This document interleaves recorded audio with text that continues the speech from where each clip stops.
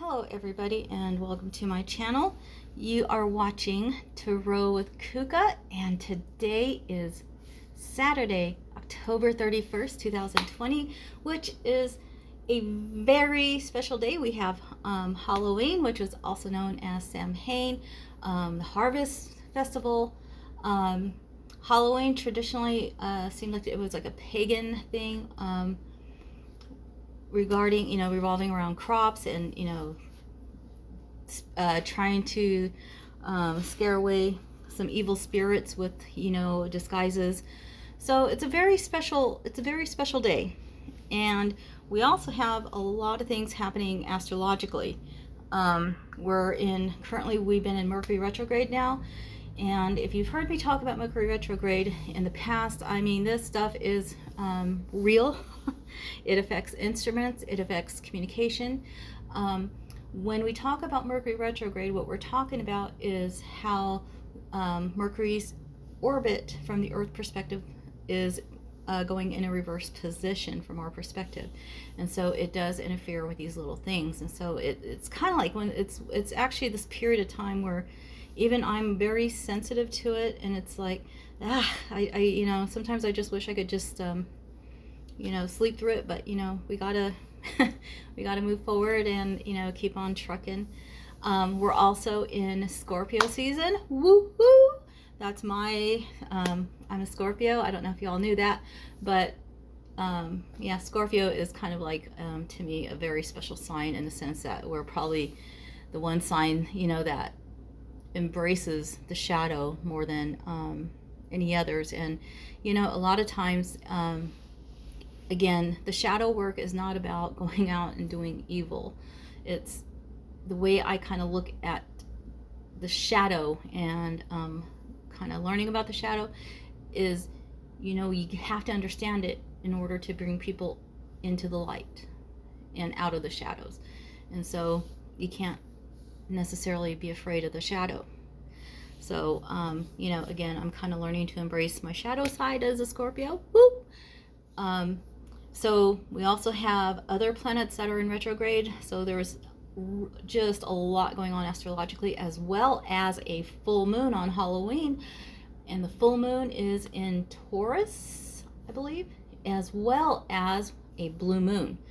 So yes, a lot of things happening. So let's get started with our weekly guidance.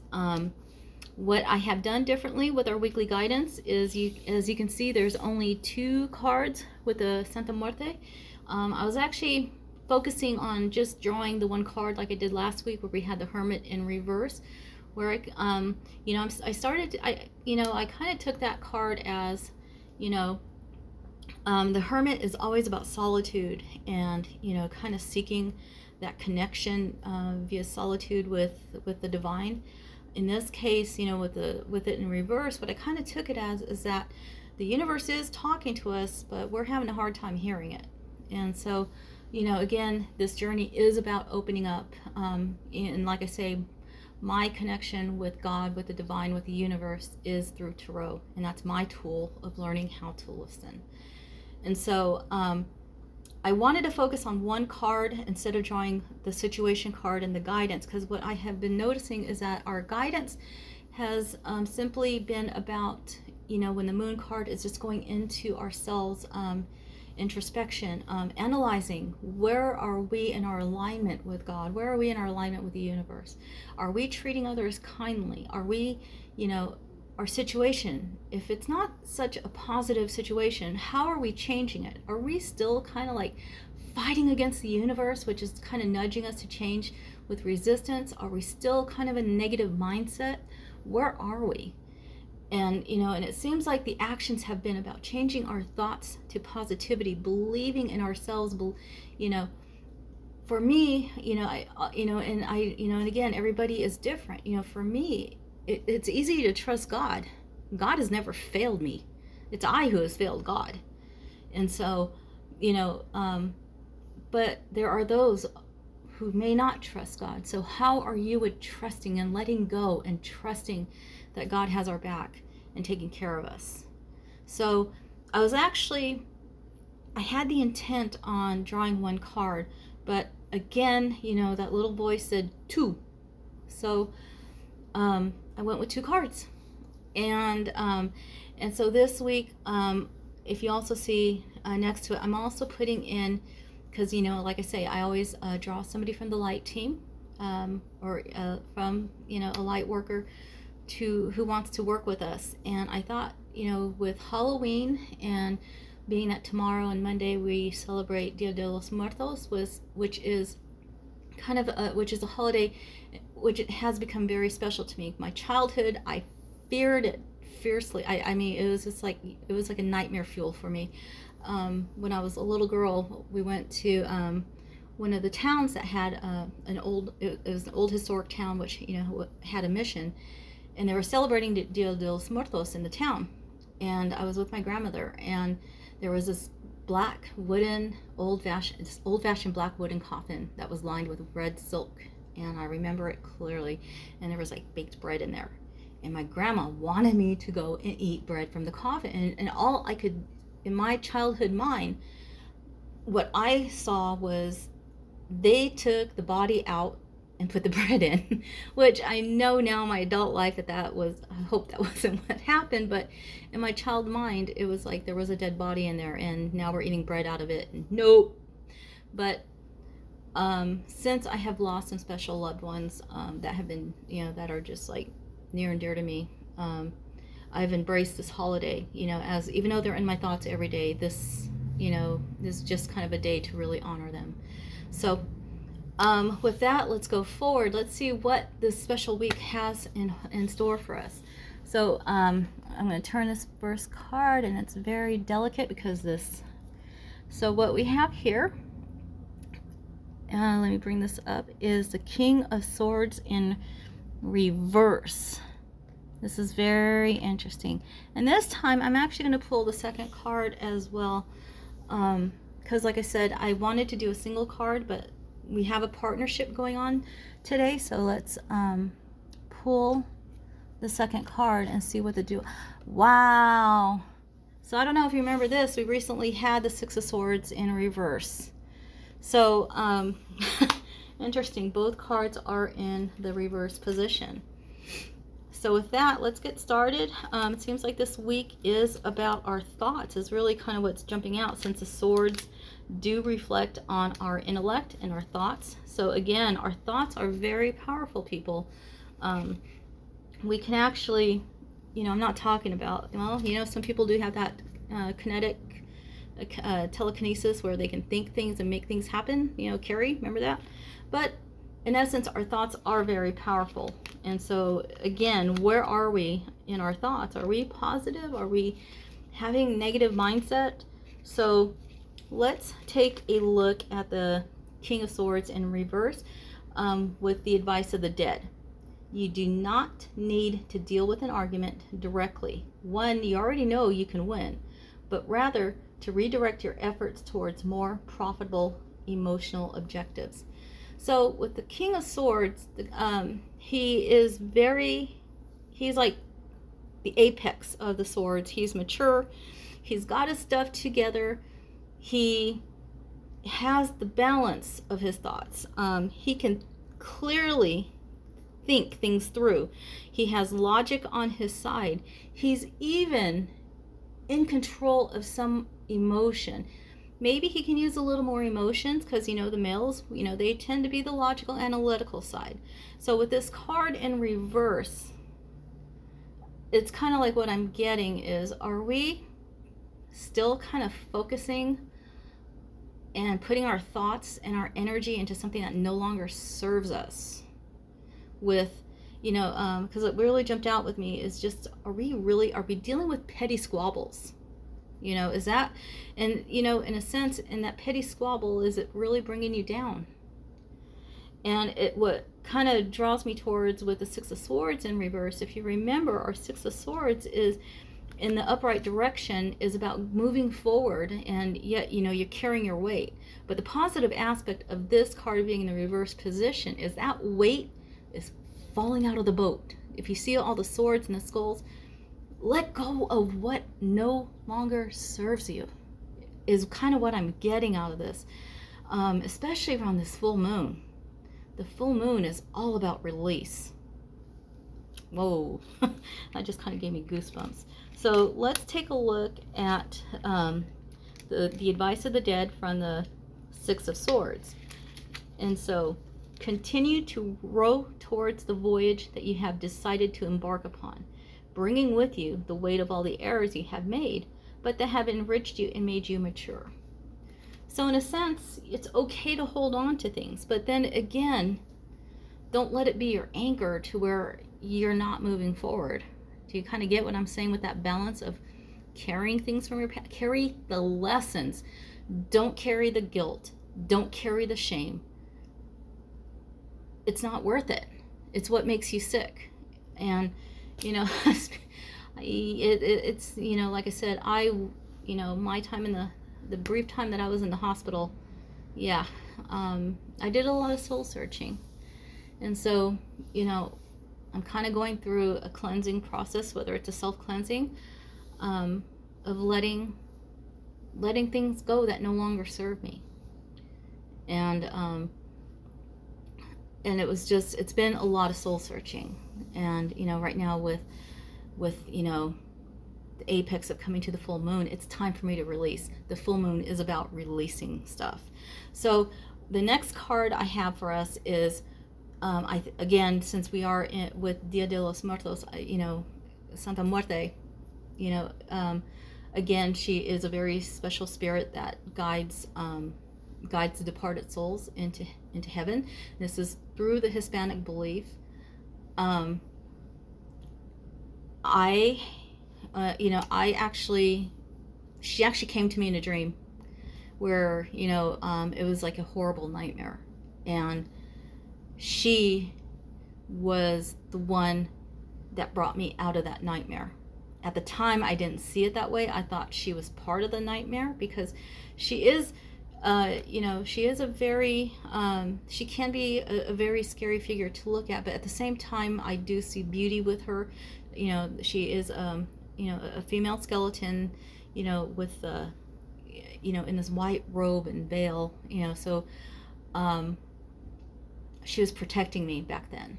And so, she is very real. And, you know, I will, you know, I you know, and she is part of what I call, a light team. I don't worship anything other than the source, God, the creator of the universe. That is who I focus my worship on. God sent me ascended masters, angels, spirits as my guides and as my tools to, you know, learn to hear God. So I'm very grateful. And so with that, I want to move forward to see who, from the Santa Muerte, Book of the Dead Oracle card deck, who is willing to work with. Now, this is actually a very stretch of a deck to draw from, because it is based on 4 different worlds. And so basically, there's only one world that has deities from the Aztec culture. So I really took a big chance here to see if I could, you know, what we get. And lo and behold, we do have an Aztec god. So this Aztec god is number 16 in the world of creations. And so I'm going to turn to that page. And so who we have here is Quetzalcoatl.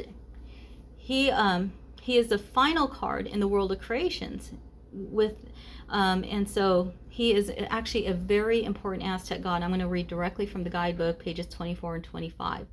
So Quetzalcoatl is a feathered serpent. He was worshipped as the god of knowledge, dawn, merchants, the arts, and professions. He is associated with the wind and the element of air. OMG. And look at the cards that we have. They are in the suit of air. So there is connectivity here. He is therefore connected to the intellect, education, books, and the invention of the calendar. So the advice of the dead is do not fear and do not give up. Wow. I want to repeat that phrase. I think it right now it holds true for a lot of us right now who are struggling. Do not fear and do not give up. Through perseverance and insistence, you will reach the goal that you desire and that most of all you deserve. And, wow, it's kind of like, it's really kind of, sorry, I don't want to get emotional here. Just on a personal note, I think a lot of you know that I was in the hospital with a diabetic episode. For years, I've had my diabetes under control with diet, actually, mainly exercise. Is this kind of like a topping on the cake? It really, if you're truly eating healthy, exercise is just kind of like a little bonus thing. It's your diet is mainly what helps control the blood sugars. It does help to go on that little walk. And it's just a few weeks of bad choices, of eating horribly, darn near killed me. And I felt like I slid back so far on my thing because, I was put on meds. Once you're on meds, it's a longer stance to get off your meds to go back to square one. So for me personally, I'm going to take this as, to keep going. Things will work. I have made better health choices since I've been home, and all is well. And, this read right here is just kind of an affirmation of all of that. So, sorry, try not to get emotional here. So, kind folks, take this as, your mind is in control of how we feel and how we want to continue. Don't let your mind stop you from your goals. Keep going. Just keep going. Don't let your mind talk you out of anything, because once you rise above those negative thoughts, you are unstoppable. So with that, let's move forward to our moon goal. Not our moon goal, well, but our moon guidance. And like I say, we have a very special moon tonight. So tonight is 3 cards because we have 2 moon situations. So our first moon card is our full moon in Taurus. Your dreams need a practical plan. And so this is really kind of typical of the Taurus. The Taurus is hardworking. They're very practical, very stubborn. And so the full moon is kind of like, well, if our wishes and our dreams haven't come true yet, maybe we need to tweak something. It's not that the universe is telling us no quite yet, but it's having us assess what is going on. So let's take a quick read from the full moon in Taurus to find out, what exactly our attunement is with the moon. And so, like I say, it's really interesting since we are in Scorpio. Okay, so the full moon in Taurus is on page 70 of the guidebook. So again, this is about assessing why things haven't happened. Is it, are we not putting the right actions into our plans? Again, are our thoughts holding us back? So again, about the laws of attraction,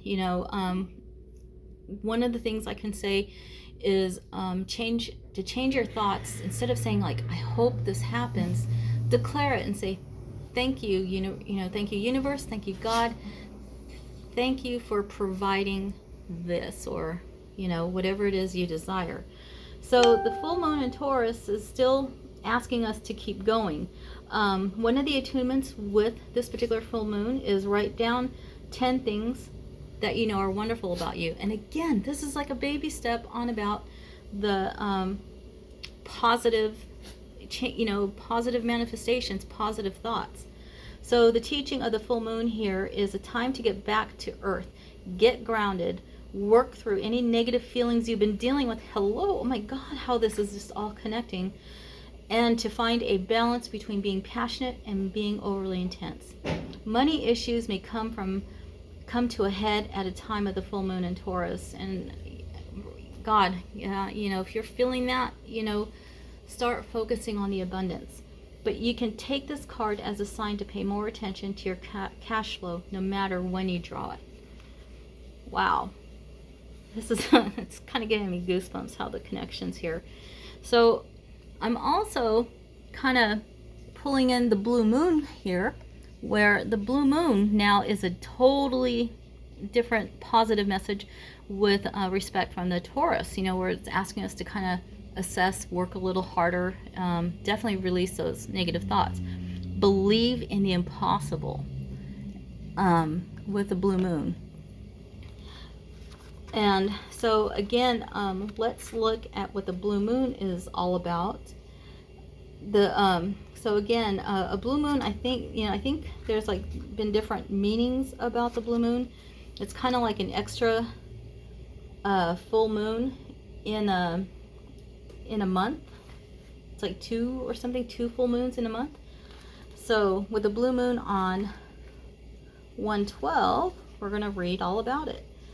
So the blue moon here is really a positive message about what to do. You know, believe in the impossible. You know, there's like that saying, like, it only happens once in the blue moon. Well, you know, maybe in this sense, this is kind of like the universe saying, we're giving you a chance here. You know, generally in these situations in Taurus, things are a little bit harder, but we're opening the door for you is kind of what I'm getting. So it seems like the universe is opening the door with the blue moon. Let me give you the teaching of the blue moon. So the lesson about the blue moon is there are usually 3 full moons between each equinox and solstice, and vice versa. Sometimes, though, we get 4 full moons in a single season. When that happens, the third of the season's 4 full moons is called a blue moon. At least that was the original definition of the blue moons. These days, it's popular to use the blue moon for the second full moon in any calendar month that has 2 full moons. So the attunement with this moon is a lot different. You know, in Taurus, we're asked to write positive things about ourselves. Here, the attunement is simply, I am lucky. So the universe is telling you right here and right now that it's got your back, it's there for you. So with the intellect cards, the intellect god, the Aztec god, our minds, I think we've given too much credence to withholding us back. And so the only way to unhold yourself back is to kind of change your thoughts. So with the guidance of these 2 moon situations, you know, I always draw that extra card for the guidance of the blue moon, or the blue full moon. So with that, what we have, OMG. If this isn't like telling the whole story, confidence is the key to your success. New moon in Leo. Oh my God. You know, if you've ever been in self-doubt thinking you can't do it, you have the universe literally telling you, yes, you can, and it'll happen. This is just, wow. The connectivity here is just kind of giving me some goosebumps, and it's kind of renewed my energy, to be honest. I have, oh my God, so a new moon. So we have the new moon in Leo, in which confidence is the key to your success. Oh my God. So let's go to page 50 and just kind of take a quick look at the attunement. Since it's a guidance, I'm not going to, well, we'll see. We'll see what the teaching is. Make time to have fun. So again, it's like throwing a little laughter into the situation, you know, will help turn things around. Leo is a sign of the big and brave-hearted lion of pride and showmanship and flirting. The energy around the new moon in Leo, and therefore around this card whenever you pick it, is hot and generous. The energy loves itself. as so should you love yourself. If you've been too much of a wallflower, this new moon card and the Leo new moon comes as a reminder that you need to be proud of who you are. There you have it, folks. It's like this whole read right now was just one big message that connected to each other. The King of Swords is in reverse. Our thoughts are kind of holding us back. We're holding on to petty garbage. The Six of Swords, though, however, is in reverse, telling us to let go of things that no longer serve us, that are weighing us down, holding us back. Let go and only carry with you the lessons from your past. You have the Aztec god that is of intellect, where you're being guided to just persevere and don't give up. And this is like the general message from Quetzalcoatl.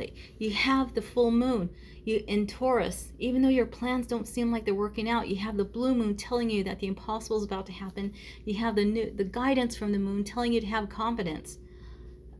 It's like, to me, this is what I call God's 2x4 that's like literally hitting me on the head.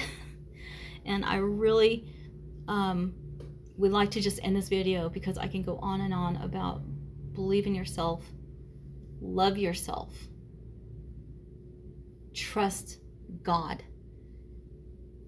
and have those positive thoughts, and everything will work out, because the universe ultimately has your back and will provide for you. So with that, my beautiful souls, I want to send you love, light, and many, many blessings. Take care.